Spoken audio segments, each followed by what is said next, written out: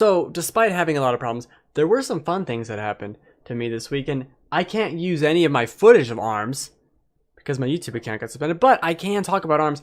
I have played, I don't know, 10, 12 hours or something of it. I ARMS is not a game I should enjoy. It is not a game I should care about. It is not a game I should sit down and play 2 hours of kind of this weird impromptu tournament with people. I streamed it the other day and I had someone just give me their friend code and we played for an hour or for 30 minutes or something. Like, there's something so fun about these characters and learning their matchups. It's very simple, right? There's not too many little variables or side things to learn. Each one has a trick, right? Twintail can kind of slow incoming punches. There's a bunch of other things. Ribbon or Spring Girl or whatever the hell her name is. I'm not good at remembering. Ribbon Girl can double jump or maybe triple jump. She can jump a bunch of times in the air. They all have their little things. But the core gameplay of it is based on this simple, very simple thing of you have to punch with these arms and you cannot attack again while it's out. So if you punch with your right arm, it's out there and you're exposed. You punch with the left arm as well, and now you're completely exposed. And then people can dodge and punch around you because their incoming punches, if they're of a lighter weight or comparable weight to that arm, will be blocked. If they throw, you can block that with a punch. It just bloops their arm. You can see it right there in the video. And that is what makes this a really fun and compelling fighting game for me, because I can actually get into it. I don't need to know, curl, circle, forward or whatever to be able to play this. I can just punch and understand, like, okay, he's got this arm. I know what that does.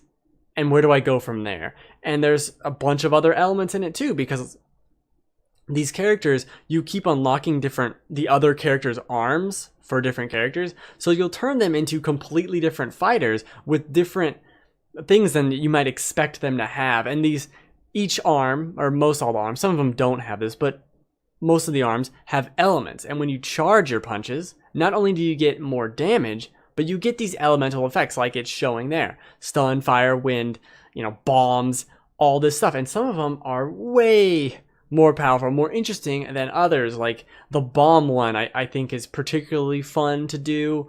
But there are much better ones, like the electric one just drops their arms and now you can grab them. They have no defenses. They can't do anything. And it's this rock, paper, scissors kind of ideal where grabs can be deflected by punches, and punches, wait, what? You can block punches, you can't block grabs, etc. There's a triangle of rock, paper, scissors in there somewhere. But it's so much simpler because of having the arms be out there. Like, you have to put yourself out there and attack. And now you can't defend. Like, now you're open. So it's this almost like fencing where you're watching your opponent and understanding and learning them. Like, okay, whenever they jump, they grab after this. So I know dodge backwards and I can do this thing. And it's something I guess a lot of people have with fighting games that I never really had because I haven't been very good at them, except for maybe Smash Bros. This is the closest thing to me. It's like I'm super into Smash Bros. And in the same way with Smash, I want to play every character and kind of know them. I want to play every character in ARMS and kind of know them. And at the end of the day, it doesn't matter about all that stuff. It's a ton of fun to play. Way more fun than it has any right to be. Really. It should not be this fun. But unlocking new arms, just playing in an online arena or a group of people, that's a term there, is so much fun. And it has these different modes where there's like a basketball one, there's volleyball, there's skill shot, there's 2v2, the 1v1, the everyone versus headlock, which is like the final boss Monster Man. And it cycles between them in this grouping of players to where you're never just constantly fighting. You're never just constantly playing the minigames. Well, now I'm going to play volleyball. Now I'm doing skill shot. Now I'm doing a 2v2. Now I'm doing hoops, which is the basketball one. Now I'm doing a 1v1. Now I'm fighting headlock. Like it cycles between it so, and the matches are so quick that you want to keep staying in it. It's just fun to be in that multiplayer group. What is the fucking term? It doesn't matter. And that's rare for me because I don't play multiplayer games, but I've really enjoyed playing it.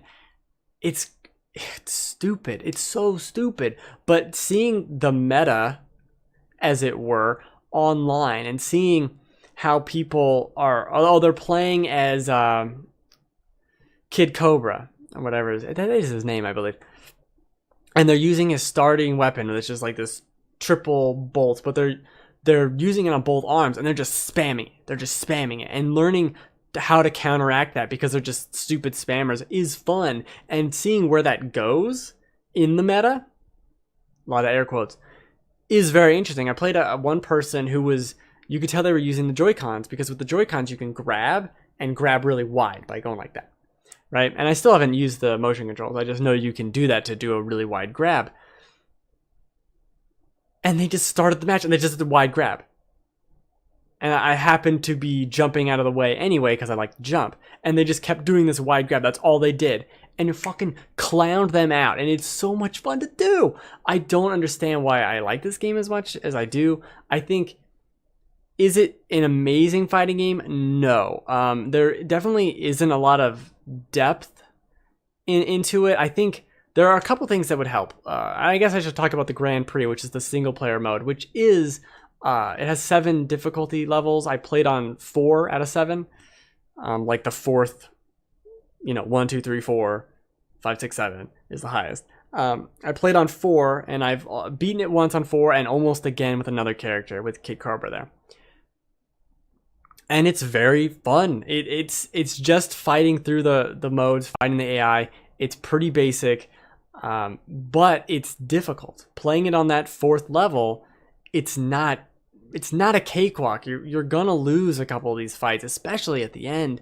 You're gonna get destroyed. And on level 7, I've played one match and I was like, nope, that's never happening. They're so aggressive and intense on that level, and there's room to grow there. Like if you want to play the single player and beat it on level 7 with all characters, good luck. You're gonna be there a while. This is not gonna be an afternoon.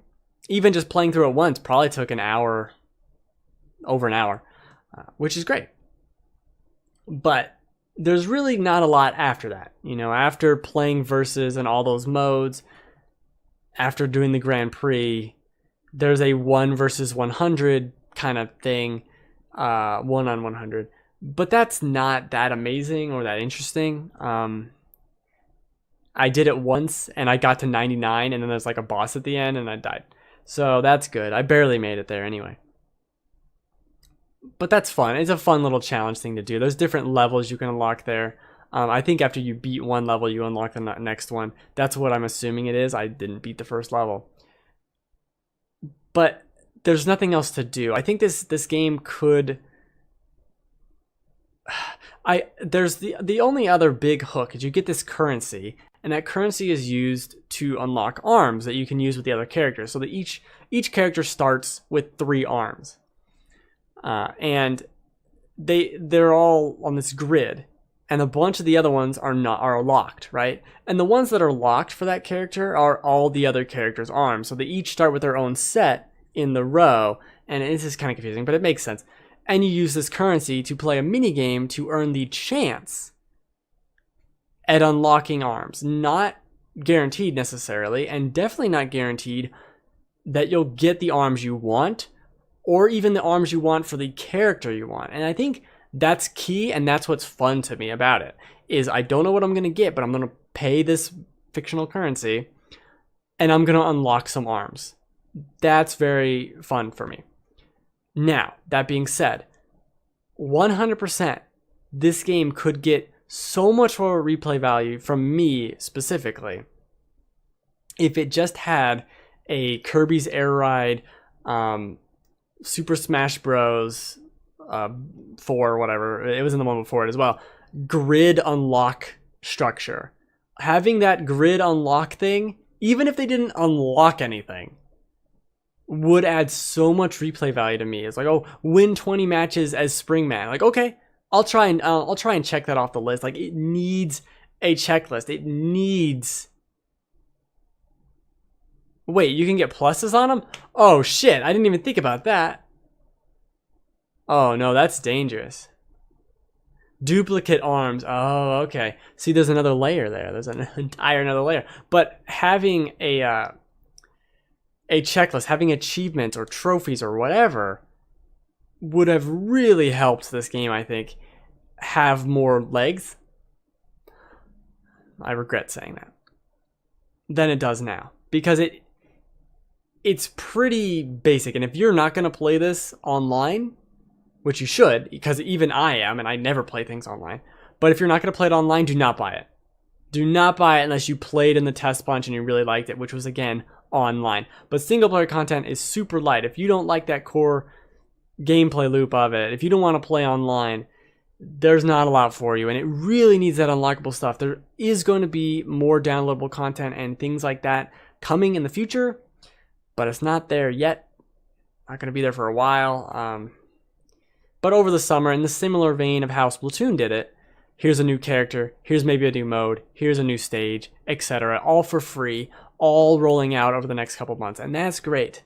It definitely needs that, and it's going to be a fuller package, just like Fuller House, here in a couple of months. Hopefully, we'll see how much it gets, how good that stuff is. But people seem to really like the Splatoon content, so I'm fairly confident. And what they have here is really fun. So far, I haven't got burnt out. I haven't been playing it and been like, well, now everyone's better than me. And we'll see. We'll see if that changes, because it could very well change. But so far, I enjoyed the test punches so much, what I've done with it so far, playing hours of it online.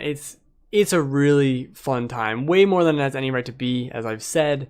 It is not a fighting... This is not a Street Fighter. This is more of an arcadey brawler, and it does have the intricacies of a game like that, but it is not the same, not in the same vein.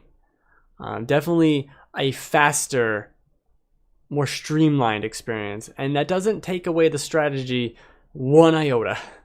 You really have to know the other character, what arms they have, their abilities, the arena. You really have to know that, and that makes it a really fun game. I really enjoy it, except for this DNA Springbob. Not a fan of him. Gross. He's gross. I wish I had my YouTube videos. You know, that's